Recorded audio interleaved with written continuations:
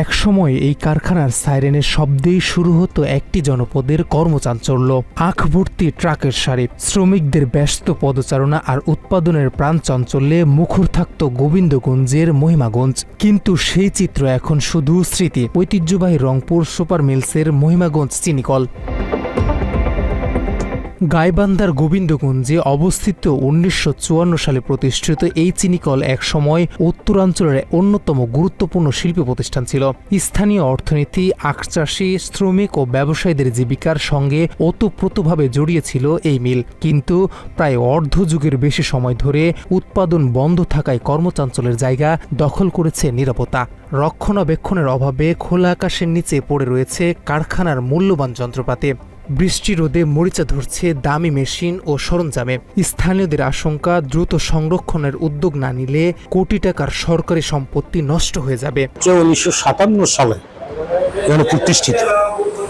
এটা হয়তো আমাদের আগের পিরিয়ডে আমাদের বাপ দাদার আমলের বিষয়। তবে মিলটা এখানে থেকে আমাদের এই অত্র এলাকায় যে নদী ভাঙ্গন এলাকা, নদী কবল এলাকা, খুব অভাব বাংলা পরিণত জায়গা, এই মিলটা আমাদের খুবই উপকৃত। এই মিল দিয়ে ১০-১৫০০ কর্মচারী এখানে কর্ম করে খেয়েছে এবং অত্র এলাকায় কমের পক্ষে ২০-২৫-৩০ হাজার লোকজন ইক্ষুর আবাদ করে এখানে মুনাফা অর্জন করছে, তাদের সন্তানদেরকে লালন পালন করছে। সাবেক কর্মকর্তা কর্মচারীরা বলছেন, চিনিকলটি চালু থাকাকালে হাজার মানুষের কর্মসংস্থান হয়েছিল। আখ চাষিরা ন্যায্য মূল্য পেতেন, স্থানীয় ব্যবসা বাণিজ্যও ছিল প্রাণবন্ধ।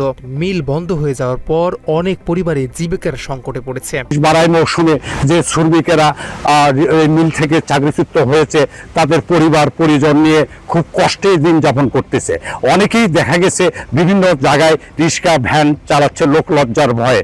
তাদের ছেলে মেয়ে পড়াশুনো তো দূরের কথা, তারা এই ছোট বাচ্চারা যাদের স্কুলে যাওয়ার কথা, তারা লেদ মেশিনে বা হোটেলের প্লেট মান দিচ্ছে।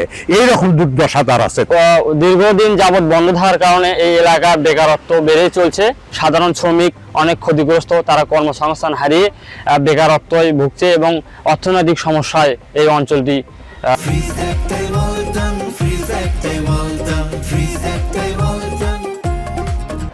আমাদের আমির জামাত মাওলানা মতিউর রহমান নিজামী সাহেব, তিনি শিলমধ্যে থাকা অবস্থায় তিনি এখানে এসে আমরা দেখেছি উনি এখানে উদ্বোধন করে চালু করে দিয়ে গেছিলেন এবং সেটা সফলভাবে অনেকদিন চলছিল। গাইবান্ধার একটি ভারী শিল্প প্রতিষ্ঠান ছিল। তদানীন্তন সময় একবার প্রথম দফায় 2004 সালে বিএনপির সময় অলাভজনক হিসেবে বন্ধ করে দেওয়া হয়। পরবর্তীতে আওয়ামী সরকার আসলে চালু করা হয়। চালু করার পর 2 বছর কিছুদিন চালানোর পর আবার বন্ধ করে দেওয়া হয়। রংপুর সুপার মিল বিগত আমলি সরকারের আমলে বন্ধ করে দেওয়া হয়েছে। এটা বলা হয় উত্তরাঞ্চলের একটা অনেক বড় ভারী শিল্প প্রতিষ্ঠান, যে প্রতিষ্ঠানে আমাদের চিনি উৎপাদিত হতো। এই চিনি উৎপাদন করতে গিয়ে আমাদের এলাকায় অনেক বড় এরিয়া জুড়ে এখানে আমাদের কুশারের চাষ করা হতো, ইক্ষুর চাষ করা হতো। সেখানে আমরা অনেক চাষি যারা ছিলাম এখান থেকে অনেক বড় বেনিফিট পাইছি এবং এটার থেকে আমরা আমাদের জীবিকা নির্বাহ করছি। তো সেই প্রতিষ্ঠানটা কি কারণে কিভাবে বন্ধ হয়ে গেল এটা আসলে আমরা জানি না। রংপুর সুপার মিল লিমিটেডের মহিমাগঞ্জ ইউনিটের ইনচার্জ শাহিনুল ইসলাম জানান, ২০২০ সালে দ্বিতীয় দফায় উৎপাদন বন্ধ হয়। তবে অন্তর্বর্তী সরকারের সময় মিলটি পুনরায় চালুর বিষয়ে উদ্যোগ নেওয়া হয়েছে। প্রয়োজনীয় সংস্কার এবং প্রশাসনিক সিদ্ধান্ত হলে ভবিষ্যতে আরও উৎপাদন শুরু করা সম্ভব হবে বলে আশা প্রকাশ করেন তিনি। 2020-21 মারাই মৌসুমে সেটা দ্বিতীয়বার বন্ধ মারাই স্থগিত ঘোষণা করা হয় এবং পরবর্তীতে অন্তর্বর্তীকালীন সরকার 24 সালের ডিসেম্বর মাসে সেই স্থগিতাদেশ প্রত্যাহার করে এবং মিলটি বর্তমানে চালুর প্রক্রিয়াধীন আছে। এই মিলে জনবলের সেটআপ সংখ্যা হচ্ছে 1139 জন। আর এখানে আমরা বর্তমানে 91 জন লোক কর্মরত আছি।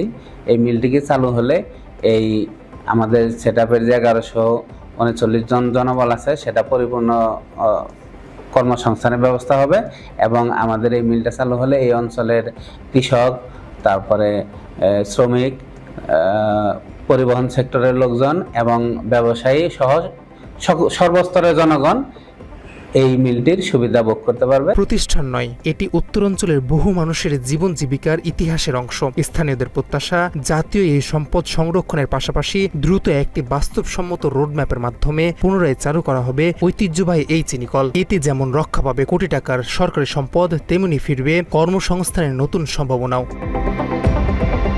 তথ্যচিত্রে লিমন মিয়া, বাংলা এডিশন।